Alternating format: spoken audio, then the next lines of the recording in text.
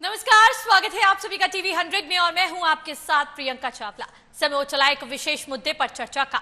आपातकाल के 50 वर्ष पूरे होने पर आयोजित कार्यक्रम में राष्ट्रीय स्वयंसेवक संघ के सर कार्यवाह दत्तात्रेय होसबोले ने कहा कि 1976 में लगाए गए आपातकाल के दौरान इंदिरा गांधी सरकार ने संविधान की प्रस्तावना में समाजवादी और पंथ निरपेक्ष जैसे शब्द जोड़कर मूल संविधान की भावना से छेड़छाड़ की थी। उन्होंने इन दोनों शब्दों को हटाने की वकालत करते हुए कहा कि जब संसद और न्यायपालिका पंगु थी तब ये बदलाव थोपे गए। बाबा भीमराव अंबेडकर द्वारा कभी भी निर्मित संविधान की प्रस्तावना में ये शब्द शामिल नहीं थे। होसबोले गुरुवार को इंदिरा गांधी राष्ट्रीय कला केंद्र के सहयोग से आयोजित इमरजेंसी के 50 साल कार्यक्रम में बोल रहे थे। इस दौरान उन्होंने कांग्रेस नेता राहुल गांधी पर निशाना साधते हुए कहा कि आज जो लोग संविधान की प्रति लेकर यहां पर घूम रहे हैं, उन्होंने आपातकाल के बारे में हिंदुस्तान के लोगों से माफी नहीं मांगी, उन्हें माफी मांगनी होगी। उन्होंने कहा कि 1 लाख से अधिक लोगों को जेल में डालने, 250 पत्रकारों को गिरफ्तार करने और 60 लाख लोगों को बंध्याकरण करने के लिए मजबूर किया गया और लोगों को देश से माफी मांगनी चाहिए। उनको होसबोले के बयान पर प्रतिक्रिया देते हुए कांग्रेस नेता राहुल गांधी ने आरएसएस और भाजपा पर तीखा हमला बोला। उन्होंने सोशल मीडिया प्लेटफॉर्म एक्स पर लिखा कि संविधान इन्हें चुभता है क्योंकि वो समानता, धर्मनिरपेक्षता और न्याय की बात करता है। आरएसएस को संविधान नहीं मनुस्मृति चाहिए। राहुल ने आरोप लगाया कि संघ बहुजनों और गरीबों के अधिकार छीनकर उन्हें दोबारा गुलाम बनाना चाहता है। शिवसेना गुट के संजय राउत ने संघ पर हमला बोलते हुए कहा कि आपातकाल का समर्थन तो आरएसएस ने नहीं किया, जबकि आदित्य ठाकरे ने होसबोले के बयान को महाराष्ट्र की भाषा विवाद से ध्यान भटकाने की कोशिश बताया। विपक्ष ने एक सुर में इसे संघ और भाजपा का संविधान विरोधी एजेंडा बताया। वहीं कृषि मंत्री और वरिष्ठ भाजपा नेता शिवराज सिंह चौहान ने होसबोले के बयान का समर्थन करते हुए यहां पर धर्मनिरपेक्षता भारतीय संस्कृति की आत्मा नहीं है ये कहा, और ये भी कहा कि सर्वधर्म स्वभाव हमारी परंपरा का मूल है। उन्होंने कहा कि भारत की मूल भावना में समाजवाद की आवश्यकता नहीं, इस पर बहस होनी चाहिए। संविधान की प्रस्तावना में संशोधन को लेकर उठ रही ये नई बहस नहीं है, लेकिन समाजवादी और पंथ निरपेक्ष जैसे शब्दों को लेकर आरएसएस की ये दो टूक मांग एक बार फिर देश की राजनीतिक सरगर्मी को बढ़ा चुकी है। संविधान के 2 शब्दों पर संग्राम छिड़ चुका है। दिल्ली से महाराष्ट्र तक संविधान पर घमासान देखने को मिल रहा है। संविधान पर होसबोले का बयान सामने आया, जिसके बाद से ही यहाँ पर सत्ता पक्ष और विपक्ष आमने सामने आ चुके हैं। समाजवाद और धर्मनिरपेक्षता हटाने की मांग संविधान से की जा रही है और कहा जा रहा है कि इंदिरा गांधी ने आपातकाल के टाइम पे अपनी मनमर्जी के मुताबिक इसको संविधान में ऐड किया था। आपातकाल के 50 वर्ष पूरे होने के अवसर पर आरएसएस ने तत्कालीन इंदिरा गांधी सरकार द्वारा संविधान की प्रस्तावना में जोड़े गए समाजवादी और पंथ निरपेक्ष शब्दों को हटाने की मांग की है।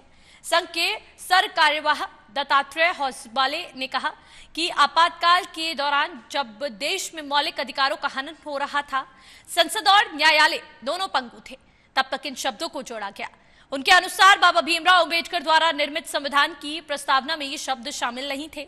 होसबोले गुरुवार को इंदिरा गांधी राष्ट्रीय कला केंद्र के सहयोग से आयोजित इमरजेंसी के 50 साल कार्यक्रम में बोल रहे थे। इस दौरान उन्होंने कांग्रेस नेता राहुल गांधी पर भी निशाना साधा और कहा कि आज जो लोग संविधान की प्रति लेकर घूम रहे हैं, उन्होंने आपातकाल के बारे में हिंदुस्तान के लोगों से माफी नहीं मांगी, उन्हें माफी मांगनी पड़ेगी। उन्होंने कहा कि 1 लाख से अधिक लोगों को जेल में डालने, 250 पत्रकारों को गिरफ्तार करने और 60 लाख लोगों को बंध्याकरण के लिए मजबूर करने वालों को देश से माफी मांगनी चाहिए। और यहां पर जिस तरह से इंदिरा गांधी ने आपातकाल अपने फायदों को देखते हुए लगाया गया, वो बिल्कुल उचित नहीं था।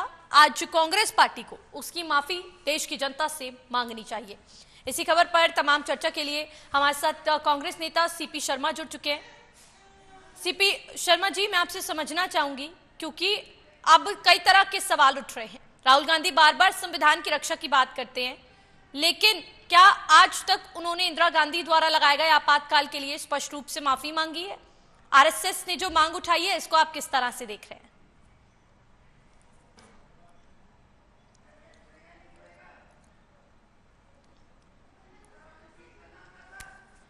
स्वर्गीय इंदिरा गांधी जी ने जो आपातकाल लगाया था वो बिल्कुल। जी सीपी शर्मा जी।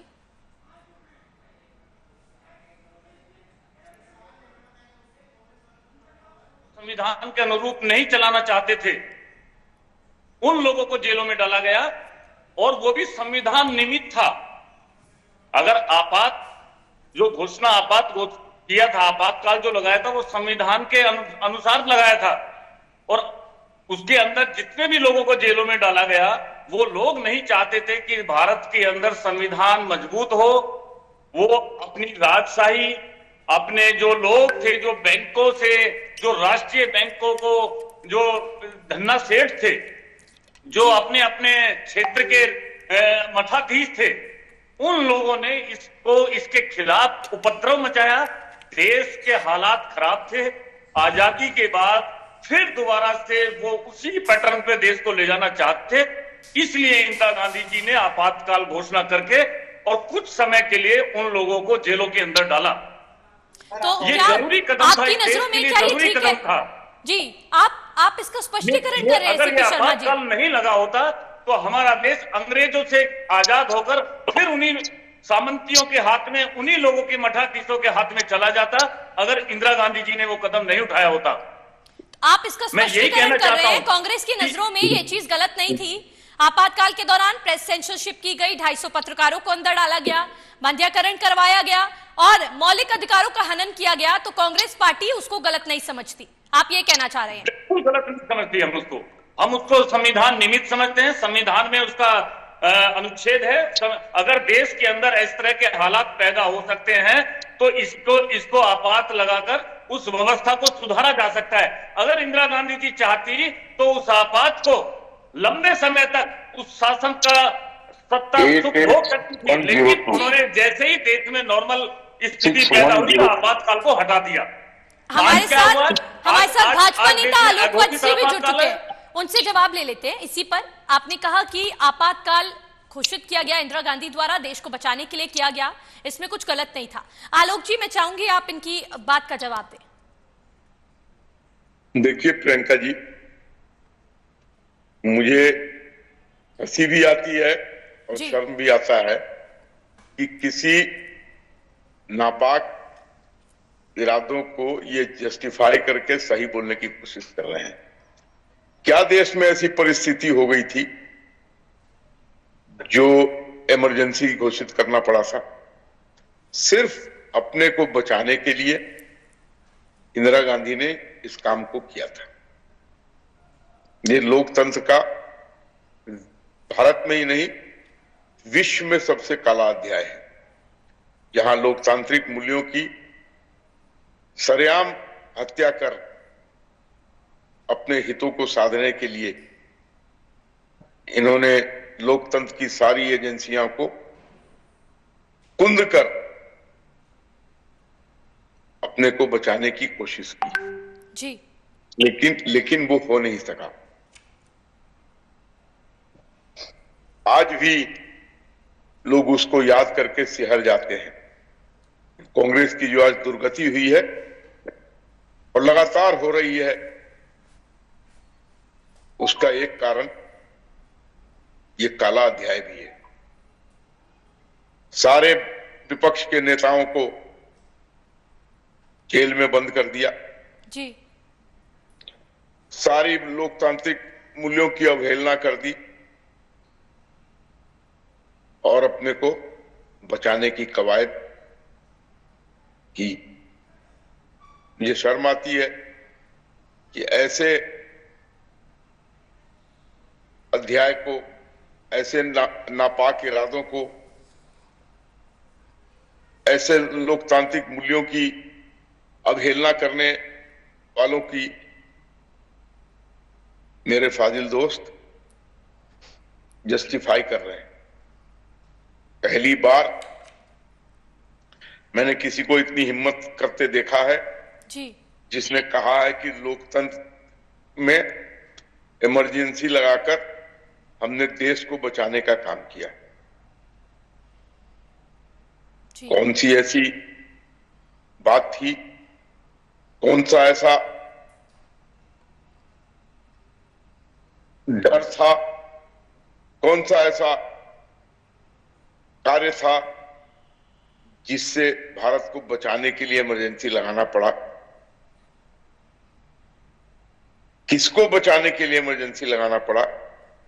जरा इस पर भी वो अगर प्रकाश डालें तो देश आपके प्रेस्टिजियस चैनल पे जो ये शर्मनाक बयान दे रहे हैं उसको सुनकर अपना फैसला लेगा। जी, सीपी शर्मा जी से जवाब ले लेते। सीपी शर्मा जी, साफ तौर पर आलोक वत्स जी सवाल कर रहे हैं, किसको बचाने के लिए ये कदम उठाया गया, किसके लिए ये कदम उठाया गया, क्योंकि देश के हित में तो ये कदम नहीं था। आलोक जी हमारे भाई बात कर रहे थे कि किसको बचाने के लिए, संविधान को बचाने के लिए, इस देश को बचाने के लिए ये कदम उठाया गया। और इसमें आम जनमानस को दिक्कत नहीं थी, देश की जनता को परेशानी नहीं थी। इसमें परेशानी उन नेताओं को थी जो देश के अंदर उपद्रव मचाना चाहते थे, देश के अंदर इंदिरा गांधी के खिलाफ, देश के खिलाफ, हमारे संविधान के खिलाफ आवाज उठा रहे थे। और बताऊं मैं आपको, अगर ये फैसला खराब होता तो उसके बाद के होने वाले चुनाव में 353 सीट कांग्रेस पार्टी को नहीं मिलती।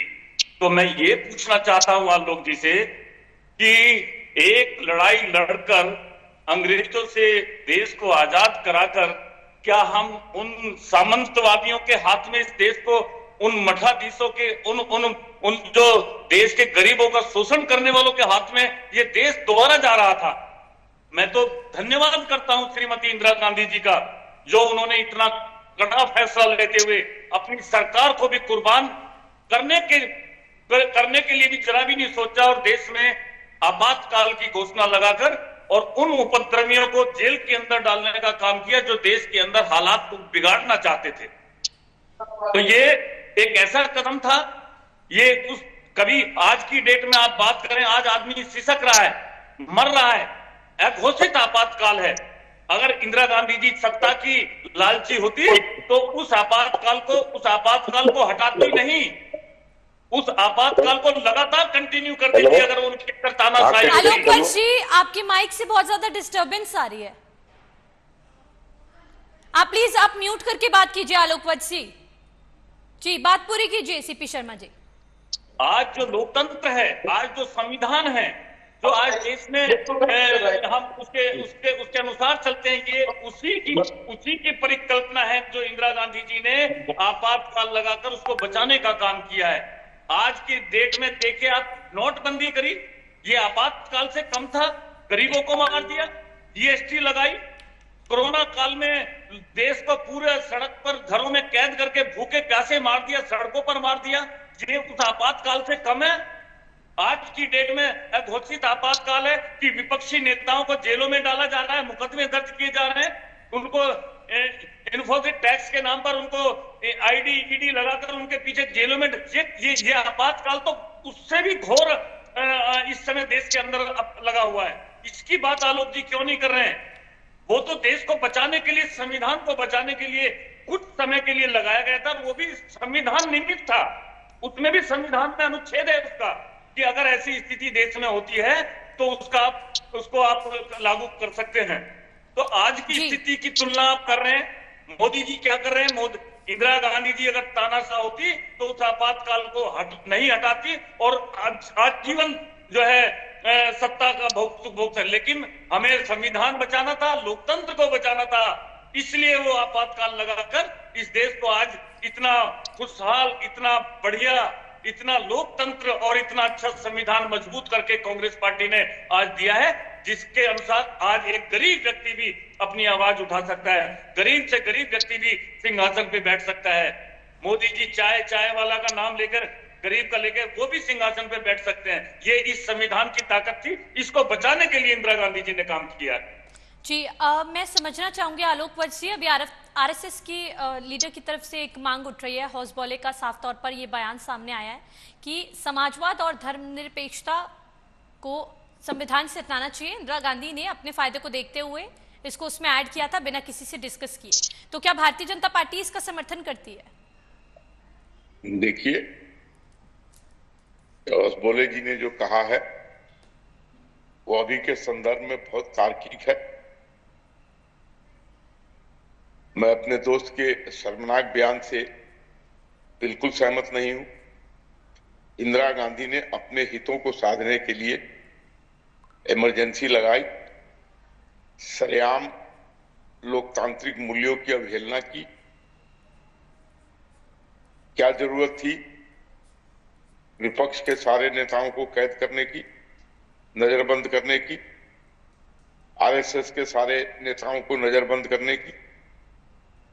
पूरे देश में जिस किसी ने भी सिर उठाकर उनके खिलाफ बोलने की हिमाकत की, उनको जेल के अंदर डालने की,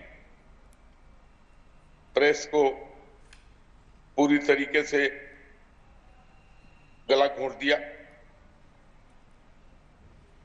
और आज जो इनकी दुर्गत हो रही है या है, वो इन्हीं उसका एक कारण ये इमरजेंसी का काला अध्याय भी है।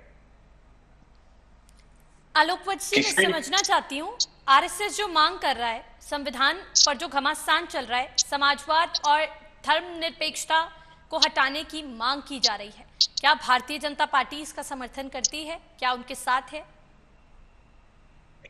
देखिए, भारतीय जनता पार्टी के संविधान में समाजवाद और धर्मनिरपेक्षता निहित है, लेकिन जिस तरीके की समाजवाद की कांग्रेस सपोर्ट करती है, हमारा समाजवाद वैसा नहीं है। लोहिया जी के समाजवाद को मैंने भी पढ़ा है, मैंने भी जाना है, मैंने भी सराहा है, लेकिन लोहिया जी के समाजवाद में ये कहीं नहीं लिखा है कि बेटे के बाप के बाद बेटे को अध्यक्ष बनाकर जब पावर में आओ तो पूरे परिवार के 24 से 27 लोगों को विभिन्न पदों पर काबिज कराकर समाजवाद को आगे ले जाने की कोशिश करो। भारतीय जनता पार्टी सबका साथ सबका विकास करने की बात करती है। हम किसी को तरजीह नहीं देना चाहते, हम किसी को एक्स्ट्रा सपोर्ट करके नहीं करना चाहते, हम समान रूप से सबको देखते हैं। हमारी जन कल्याणकारी योजनाएं जितनी भी हैं, उनमें समाज के हर वर्ग हर जात को भरपूर लाभ मिल रहा है। तभी जनता हमें अपने अपने राज्यों में सेंटर में लगातार रिपीट करने का काम कर रही है। जी, मैं सीपी शर्मा जी, लोकतंत्र में प्रियंका जी, जनता का फैसला सर्वोपरि है। जी बिल्कुल, मैं इसी पर जवाब लेना चाहूंगी सीपी शर्मा जी से।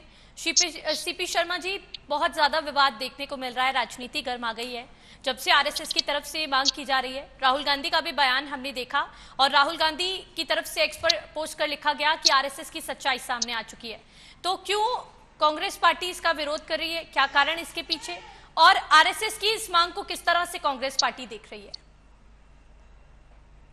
देखिए, आजादी के आंदोलन से और अभी तक का जो इतिहास आरएसएस का रहा है, उन्होंने आजादी में अंग्रेजों के लिए काम किया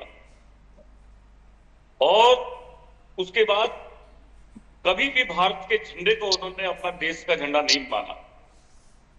आज इनके संघ कार्यालय पर आज भी, अभी कुछ समय पहले तो इनका अपना झंडा होता था, उसी झंडे को ये फहराने का काम करते थे। और आरएसएस कभी नहीं चाहता कभी देश के अंदर कौमी एकता, सारे धर्म संप्रदाय सब मिलके आगे बढ़े, कभी नहीं चाहेगा। ये नफरत की राजनीति और देश के अंदर जातिवाद धर्मवाद का जो ये आज जहर घोलने का जो काम किया है, ये इन्हीं लोगों ने किया है। अभी मैं कल सुन रहा था, मध्य प्रदेश के पूर्व मुख्यमंत्री शिवराज सिंह चौहान जी क्या बोल रहे हैं कि धर्मनिरपेक्ष शब्द का कोई महत्व ही नहीं है। मतलब ये इस देश को इस कदर से गड्ढे में डालने का काम कर रहे हैं। आपसी देश के ताना बाना, भाईचारा, एकता, अखंडता को खराब करके इस देश के अंदर जो है आपस में भाई भाई को लड़वा कर इस देश के अंदर सत्ता करना चाहते हैं, शासन, और वही कर रहे हैं। आज क्या मिला देश को? 2 करोड़ रोजगार की बात कह के आए थे, 15 लाख का वादा करके आए थे। तो ये धर्म जाति के झगड़ों में लोगों को फंसाकर विकास से, उनके बुनियादी मुद्दों से, उनके बिजली, पानी, हक हकूकों से उनसे भटकाकर उनसे दूर रखना चाहते हैं। सिर्फ हिंदू मुस्लिम की राजनीति करके इस देश के अंदर जो इन्होंने इन्होंने 4000 किलोमीटर पैदल यात्रा करके इस देश को जो है भाईचारे में, एकता में और एक मोहब्बत में पिरोने का काम किया है।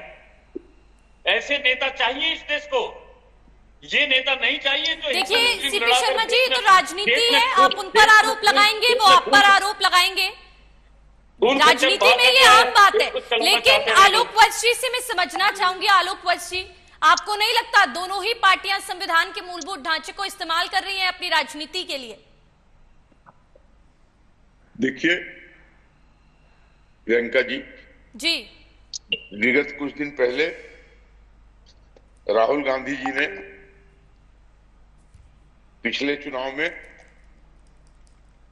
एक नैरेटिव सेट किया था कि अगर भारतीय जनता पार्टी आएगी तो संविधान को बदल देगी। जी, हमारे भी कुछ छुटभइये नेताओं ने भावावेश में आकर कुछ अनर्गल बयान दिए थे, जो नैरेटिव जनता ने मान लिया था, और इसके कारण लोकसभा चुनाव में हमें क्षति का सामना करना पड़ा, स्पेशली उत्तर प्रदेश में। जी। लेकिन मोदी जी की सरकार आई तीसरी बार। ये कह रहे थे कि मोदी जी ने क्या किया। मोदी जी ने देश को चौथी सबसे बड़ी अर्थव्यवस्था में खड़ी की। मोदी जी ने पूरे देश में 4 लेन, 5 लेन, 6 लेन, पुल पुलिया का कश्मीर से कन्याकुमारी तक महाजाल फैलाने का काम किया। आज जितनी सुगमता से लोग यात्रा कर रहे हैं सड़कों पे, वो इनके समय में दुर्लभ था। मोदी जी ने 76 एयरपोर्ट से 146 एयरपोर्ट का निर्माण कर हवाई जहाज में से जाने के लिए लोगों को सुगम रास्ता देने का काम करवाया। जी आलोक वत्स जी, हम मोदी जी की उपलब्धियां गिनने के लिए यहाँ पर नहीं बैठे, हम सिर्फ इस चीज पर बात कर रहे हैं आज कि आरएसएस की तरफ से जो बयान दिया गया, क्या उस पर दोनों पार्टियां सहमत है? क्योंकि विपक्ष इसको लेकर भारी विवाद कर रहा है, राजनीति गरमाई हुई है। मैं ये भी समझना चाहूंगी सीपी शर्मा जी, जिस तरह से प्रधानमंत्री की उपलब्धियां गिनवा रहे हैं और आरोप लगा रहे हैं आलोक वत्स जी कांग्रेस पार्टी पर कि राहुल गांधी ने एक नैरेटिव सेट किया था कि संविधान खतरे में है, अगर भारतीय जनता पार्टी आई तो संविधान खत्म कर दिया जाएगा, नष्ट कर दिया जाएगा। लेकिन भारतीय जनता पार्टी भी आई, ऐसा तो कुछ नहीं हुआ। देखिए प्रियंका जी, मैं आपको बताना चाहता हूं कि राहुल गांधी जी जो संविधान में जो लोकसभा में संविधान की बुक लेकर वो बार बार देशवासियों को चेताने का जो काम कर रहे हैं, वो आज उसका एक जीता जागता उदाहरण आपके सामने आया है कि मध्य प्रदेश के पूर्व मुख्यमंत्री शिवराज सिंह चौहान जी ने धर्मनिरपेक्षता का मतलब क्या है, संविधान को खत्म करना। देखिए ऐसे कई बयान राहुल गांधी की तरफ से भी सामने आते हैं, वो बाहर जाते हैं, कुछ भी इस तरह के बयान देते हैं जो भारत के लिए भी ठीक नहीं होता, भारत के हित में नहीं होता, तो बयानों पर नहीं जाते। सिर्फ मैं आपसे समझना चाहूंगी कि कांग्रेस पार्टी भी जो लोकतंत्र की और कॉपी अपने हाथ में लेकर घूमती है, संविधान की कॉपी हाथ में लेकर घूमती है। राहुल गांधी को हमने बहुत बार देखा है ये करते हुए कि संविधान को बचाना है, संविधान खतरे में है, लेकिन संविधान के नाम पे ही राजनीति करती कांग्रेस पार्टी भी कई बार नजर आती है, आरोप लगाती नजर आती है। बिल्कुल सही है। हम संविधान को देखिए, हमने संविधान को देश के अंदर लागू किया है, मजबूती से लागू किया है, लोकतंत्र की स्थापना कांग्रेस पार्टी ने की है, तो इसकी रक्षा करना, संविधान की रक्षा करना, लोकतंत्र की रक्षा करना भी कांग्रेस पार्टी का दायित्व है, जिम्मेदारी है। अगर आज जो छेड़ करके ये संविधान को कमजोर करने का काम कर रहे हैं, वो तो और विपक्ष इतना मजबूत है कि आज इनकी आंखों में आगे डालकर लोकसभा में बैठा है। उसी की ताकत है कि ये संविधान के साथ छेड़खानी करने की हिम्मत नहीं जुटा पा रहे। वरना जो हालात इस देश के हैं, इनको ये संविधान आंखों में चुभता रहा है। हमेशा इसको तार करने की इन्होंने कोशिश की है, लेकिन इनको डर सताता है कि विपक्ष और कांग्रेस पार्टी और इंडिया गठबंधन इस देश के अंदर मजबूती से खड़ा है। संविधान के एक अनुच्छेद पर भी जरा सी आंच नहीं आने देगा।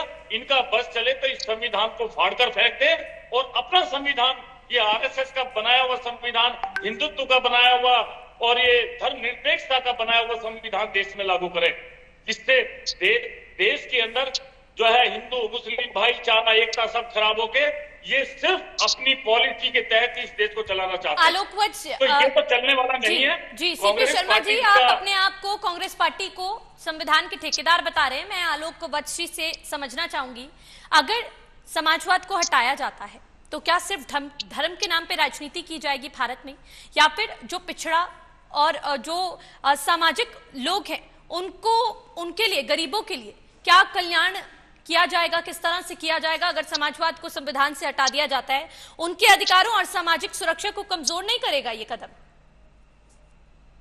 देखिए, हमने तो कभी इस बात को दर्शाया नहीं है जी, लेकिन आलोक वत्स जी, तमाम भारतीय जनता पार्टी के ऐसे नेता हैं जो सहमति जता रहे हैं। देखिए, नेताओं को अपना बयान देने दीजिए जी, उससे कोई फर्क। देखिए, और जब भी मेरे भाई कह रहे थे कि लोकतंत्र पे आंच नहीं आने देंगे, लोग संविधान बदलने नहीं देंगे, इंदिरा गांधी के समय 51 बार संविधान में संशोधन किया गया और संविधान की विभिन्न धाराओं को बदला गया। वो उसके बारे में ये क्या कहेंगे, लेकिन हमने संविधान से कोई छेड़छाड़ नहीं की है, उसके मूलभूत ढांचे पर कोई प्रहार नहीं किया है।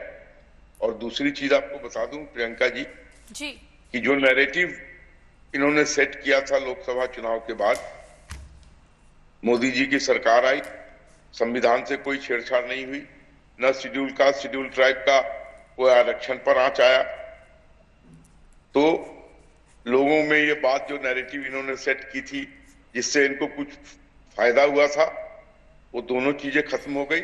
और उसके बाद हरियाणा, महाराष्ट्र और दिल्ली के चुनाव में तो मतलब संविधान में बदलाव किए जाएंगे, इससे भी भारतीय जनता पार्टी और आरएसएस फायदा लाभ उठाने की कोशिश कर रहे हैं। चलिए सीपी शर्मा जी, आलोक वत्स जी, आप दोनों हमारे साथ जुड़े, तमाम चर्चा की, आप दोनों का बहुत बहुत शुक्रिया। तो वहीं समाजवाद और धर्मनिरपेक्षता हटाने की मांग लगातार आरएसएस की तरफ से की जा रही है, जिस पर राजनीति गरमाई हुई नजर आ रही है। एक तरफ जहां भारतीय जनता पार्टी इसका समर्थन कर रही है, तो वहीं राहुल गांधी की तरफ से आरएसएस का चेहरा बेनकाब हो गया, इस तरह के बयान सोशल मीडिया पर पोस्ट किए जा रहे हैं। देखने वाली बात होगी ये सारा मुद्दा किस ओर जाएगा। फिलहाल इस खास कार्यक्रम के लिए इतना ही। देश और दुनिया से जुड़ी तमाम खबरों के लिए बने रहे हमारे साथ और देखते रहे TV 100।